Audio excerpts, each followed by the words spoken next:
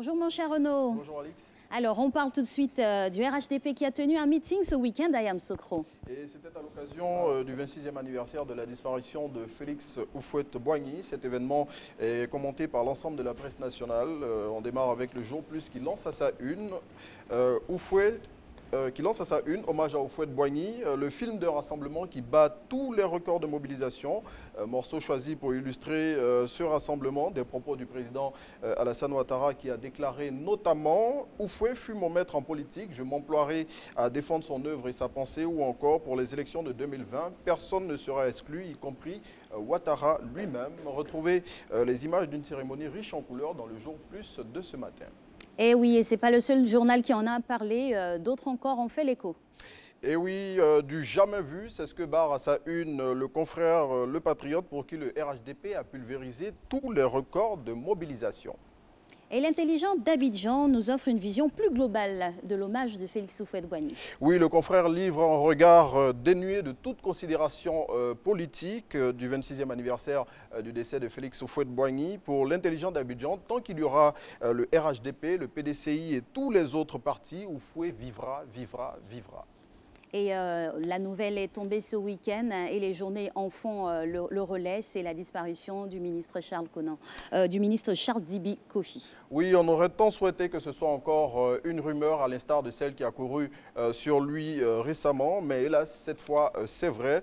Le président du Conseil économique, social, environnemental et culturel s'est éteint le samedi dernier. Charles Dibi Kofi a été emporté par le mal qui le rongeait depuis plusieurs mois maintenant. L'Inter, dans sa livraison de ce matin, révèle ce que l'ex-ministre de l'économie et des finances a confié sur sa maladie et c'est en ces termes « J'ai vécu des moments difficiles ».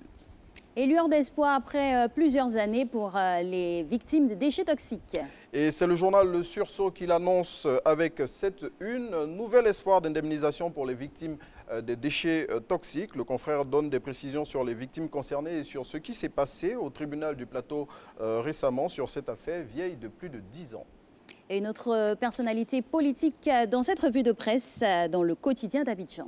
Et oui, et cette personnalité politique, c'est l'ex-président Laurent Gbagbo. Et le quotidien d'Abidjan donne des nouvelles sur son état de santé après ces images publiques qui ont fuité sur les réseaux sociaux et qui ont été largement commentées ce week-end. Le confrère livre à ce sujet les confidences de l'artiste chanteur François Kensi. Plus de précisions dans le quotidien d'Abidjan. Et un affrontement communautaire a fait plusieurs blessés dans l'est du pays. Et c'est dans la ville de Daoukro que cet incident est survenu. Selon Abidjan.net qui relate les faits, c'est lors d'un mariage qu'une bagarre généralisée est survenue entre des jeunes de diverses communautés. Le général Vagondo Diomandé, ministre de la Sécurité et de la Protection civile qu'on voit ici en image, dans un communiqué diffusé sur sa page officielle Facebook, a assuré qu'aucune perte en vies humaines n'est à déplorer. Et on referme cette revue de presse avec une citation d'un grand penseur ce matin.